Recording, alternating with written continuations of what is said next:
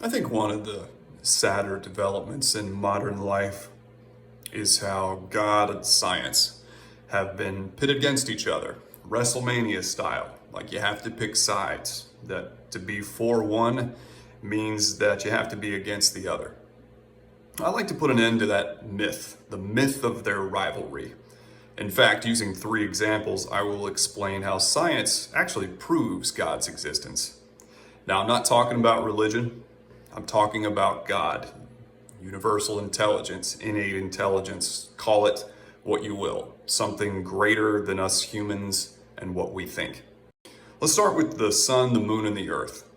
Earth is the only planet capable of sustaining life in our galaxy.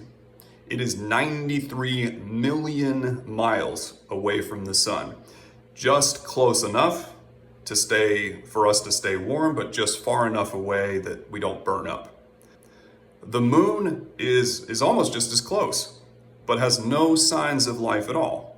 No plants or trees, no wildlife, no people, even though it's only 240,000 miles from Earth. This is an example of organization at its finest, an arrangement that makes life possible.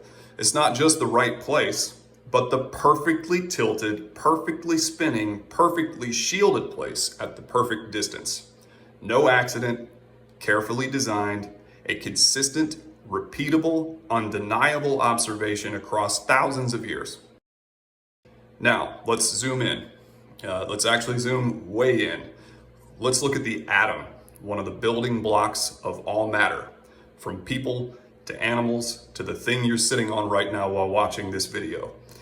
Each atom contains an enormous amount of pure energy, like a concentrated dose of the power that creates worlds in something so small that you can't even see it under a normal microscope. Here's the thing though, each atom is held together in a way that contains its massive power and energy. It is expertly organized, just like the sun's distance from the earth. Without supremely exquisite, detailed organization, atoms would explode and everything, including us, would spontaneously combust. That's not random, that's wisdom. Finally, the most jaw-dropping example of all, and you'll like this one, is you. That's right, you. In the average human body, there are 75 trillion cells that perform 200,000 chemical reactions every split second, meaning that an infinite number of things just took place inside your body right this second, just like that. Can you let that sink in? More things happening in your body in a split second than there are stars in the sky, than there are living things on the entire planet, including bacteria and viruses. That's how many things just took place inside one cell in your body, without you having to think about one single one of those items. It's automatic, it's innate.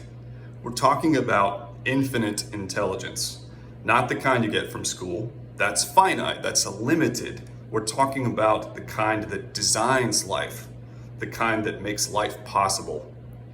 So the proof about God's right there in front of you, all the time.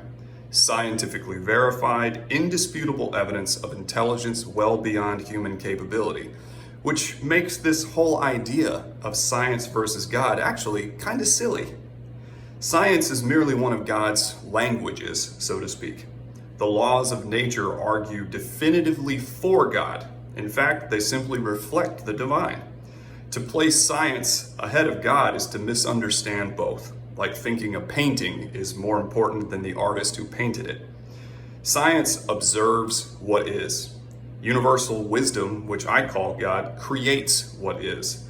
It's a waste of precious time and resources to try and prove otherwise. And we need to be working with that infinite brand of intelligence, not against it.